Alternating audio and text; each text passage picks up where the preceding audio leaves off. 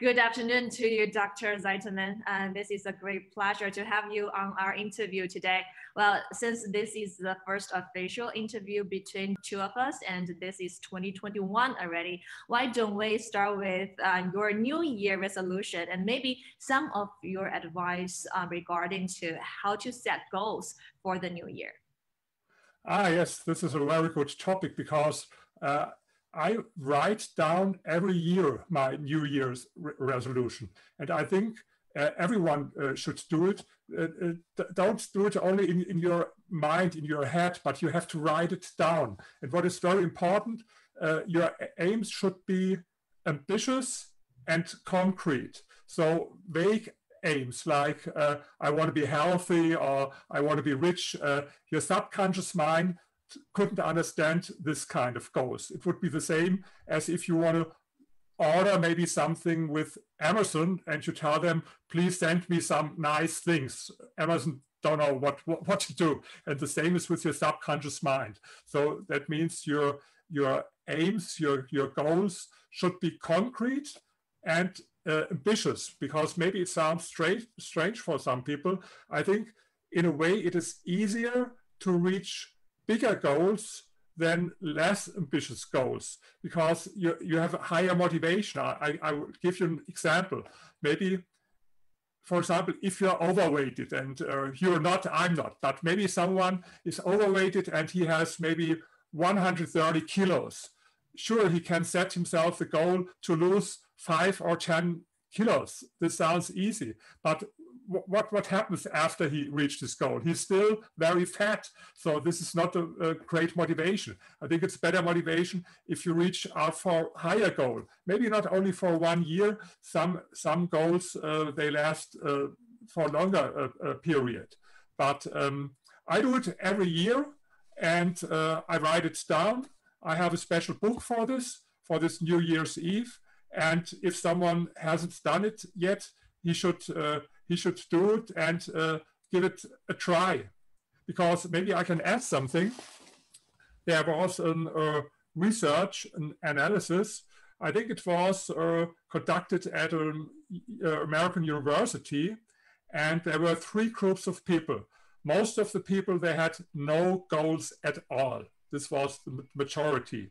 Then there were other people who had goals, but only in their mind. And then there was the third group who wrote down their goals.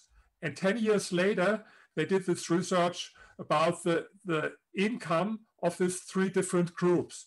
And this group of people who wrote down their goals was much, much more successful than the both other groups. So give it a try to write down your goals at every New Year's Eve. Right. And what's your personal New Year resolution, may I ask?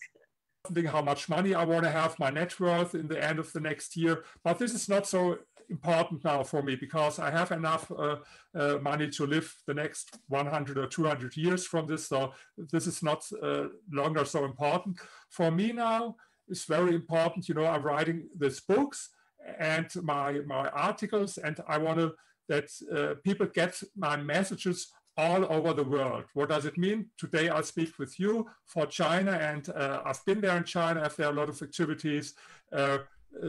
On this Sunday morning, I have an interview with Vietnam. Today I've sent a video to Korea, and then I have a lot of activities in Italy, in Germany, in France, in Sweden, and now the next book will be published in Spain and for South America. And so this is what's driving me. And so I wrote down my goals to spread my message, not only in Europe, but all over the world. I'd like to conquer the world. That's excellent. I hope that we could see more of your books by the end of this year.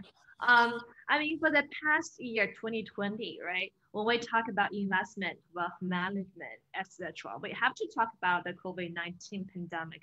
I believe you've been talking to many people, including those billionaires and great business leaders.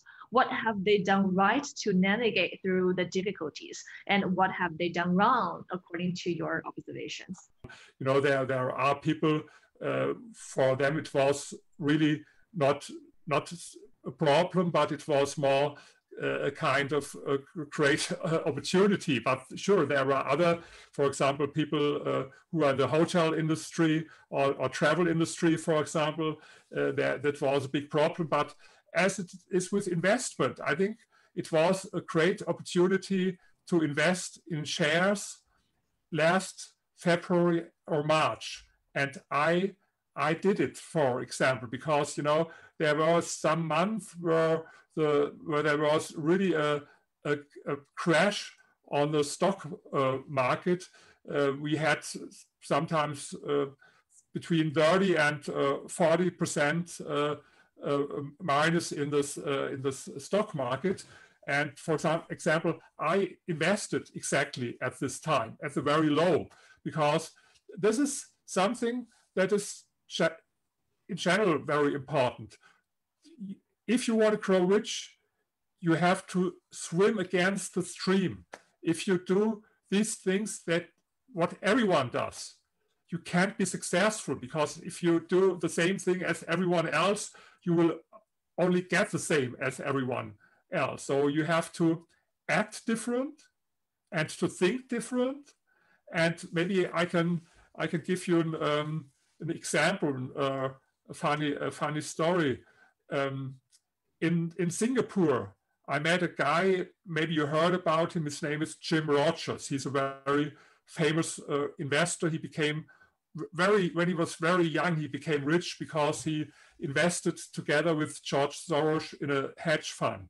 And he told me this story when I met him in Singapore. He lived in New York, but he moved to Singapore because he told me the future is not in the United States, it's in Asia. And he wanted his children to grow up in Asia. They learn Mandarin. And he told me this story.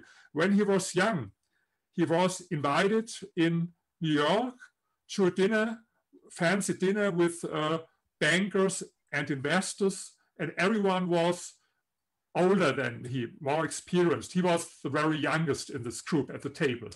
And at this time, he had some investments, you call it contrarian investments. He bought shares from companies that were in big trouble. For example, one aircraft company, Lockheed, and they were in big trouble. Every day you could read in a newspaper about their problems. And he invested exactly in this company. He analyzed it and he believed in the opportunity. And there was one of his older bankers at the table.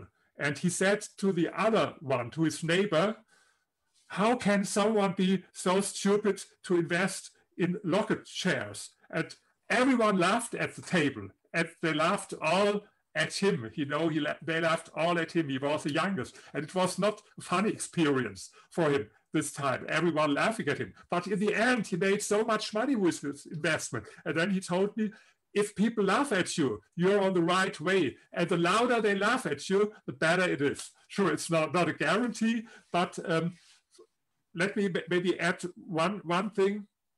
For example, I became rich in the same way with this, what you call contrarian investment. I invested here in, you know, I'm living in Germany, in Berlin, in the capital of Germany, Berlin. And I started to invest 20 years ago in the residential real estate market. And at this time, everyone told me it's stupid to invest in German residential real estate, especially very stupid to invest in Berlin because we had very low prices and stagnation of rents, and prices decreased sometimes.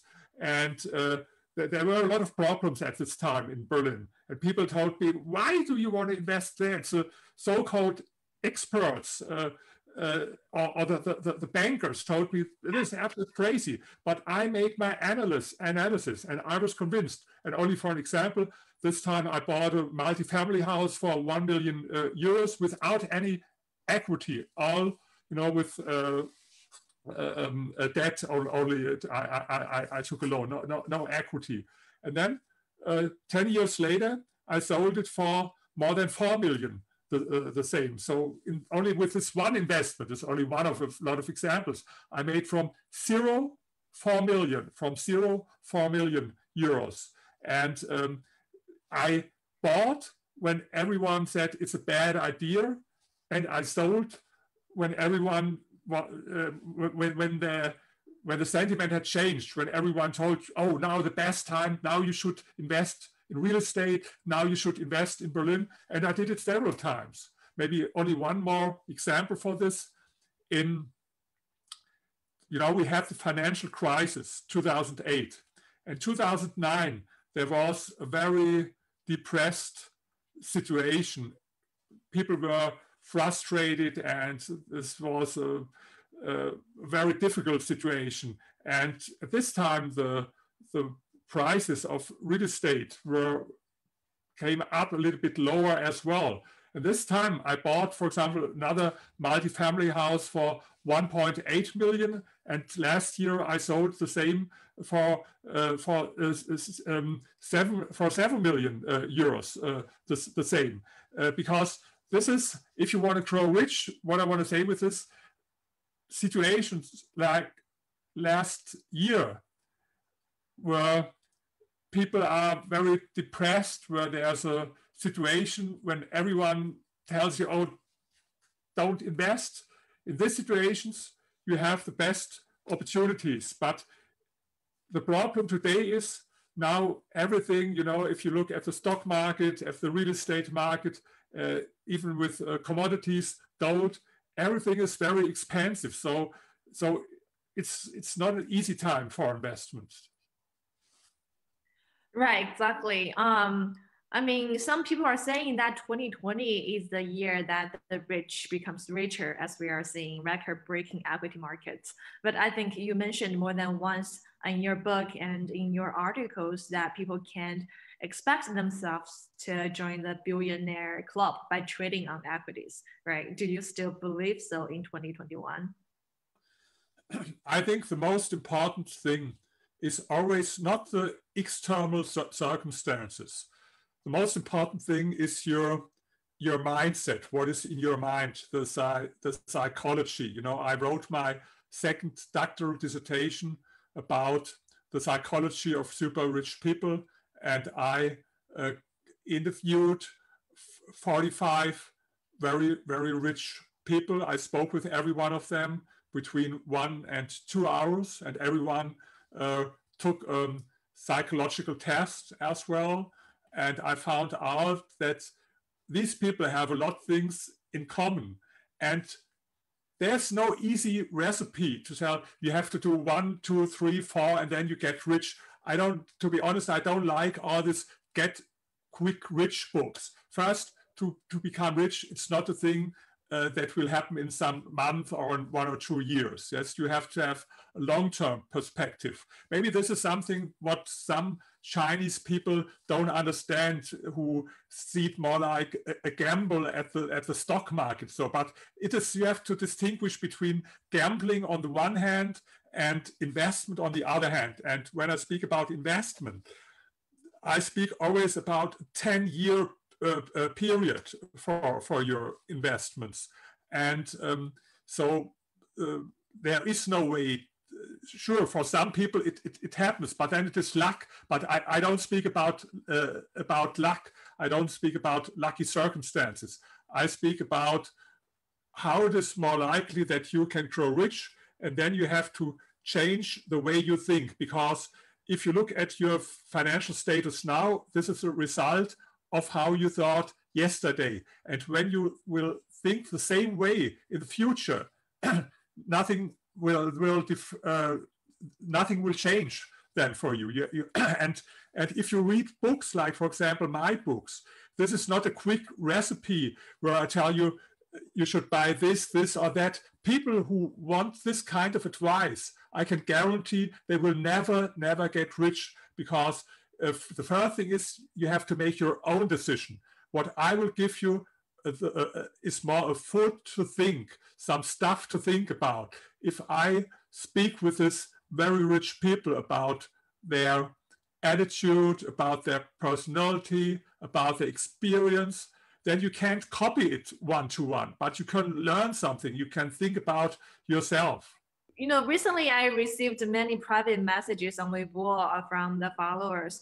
Interestingly, some of them are quite young, very young professionals who are in their early 20s or recent college graduates asking me how to plan their investments. Would that be so early, too early for them to consider that? Do you think that saving their first 10K or 100K is more important for them at this stage? What's your advice to young people who just come out of the schools and already think about planning their fortune? Yes, a good question. I remember one of my lectures, I was in Beijing, and after the lecture, there was a very young man. He was, I think, 10 years old.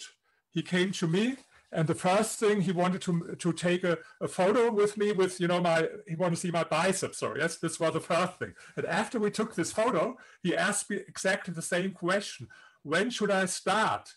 And I told him, start right now. But I tell you what I mean with starting. A lot of people think they become rich, for example, when they buy shares or something like this. I think it's wrong. Most people don't become rich not with buying shares, not with buying real estate, but most people who become rich, they become rich as entrepreneurs because they build their own company. If you look at the list of the richest people in the world, and I think in China it's the same, in Germany it's the same, and if you look at this list, I think you will rarely find people who became rich with buying stocks because all these people founded their own company. And if you are young, you should think about maybe you have an idea today you don't need so much money to build a company. It's much more important than money is ideas. I have one, in one of my books, Dare to be Different and Grow Rich, I have one chapter, the headline is Ideas Will Make You Rich. And you should think and trial and error. Some things, especially learn to sell things.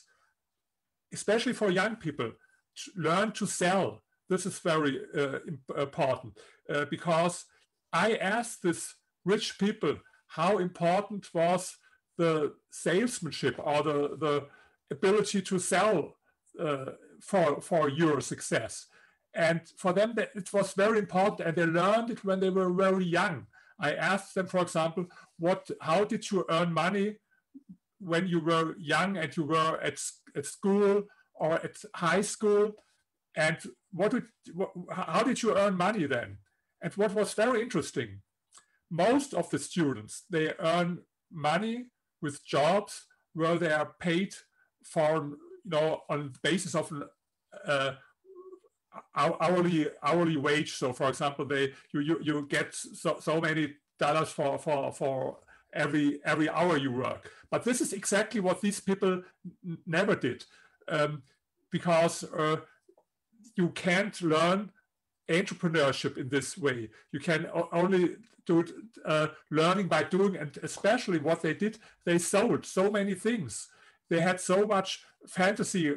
One sold used cars, for example. The other one, similar used motorcycles. The other one sold insurance policies, for example. Another one raised animals and sold it. Another one sold cosmetics or home winter gardens.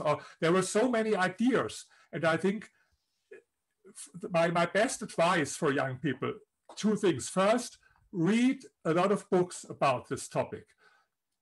For example, this is the same advice that Warren Buffett gives. Warren Buffett was for a long time, today not, he was the richest man in the world. And even today, he's, I think, number 6 or 7 on the list of the richest people in the world.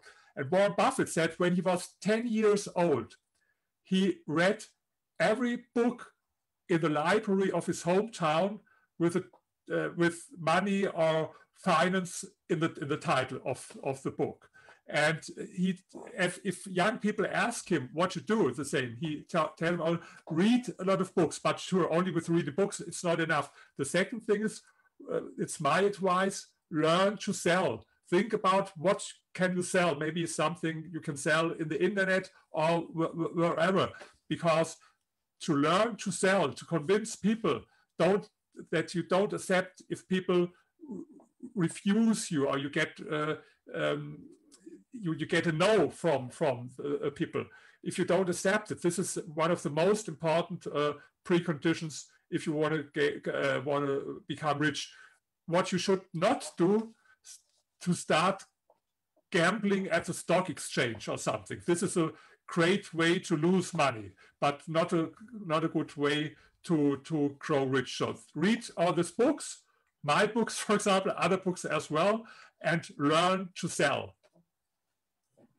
Very well said. I agree with you that the majority of the top 10 richest people are made from their own entrepreneurship, including Elon Musk, the founder of Tesla, who just surpassed Jeff Bezos to become the richest person in the world on Thursday. But we have to admit that not everyone, frankly speaking, 99.99% of startups would fail. They would not become a super rich. And for those people who make it happen, perhaps becoming rich isn't their goals at all. They just dream about building their company, and then fortune just comes as a, side effect. Like Elon Musk, he commented on Twitter yesterday saying that, quote, "That's strange. Well, back to work." Looks like he doesn't care at all. Yes, but it's in a way it is true, and another way not.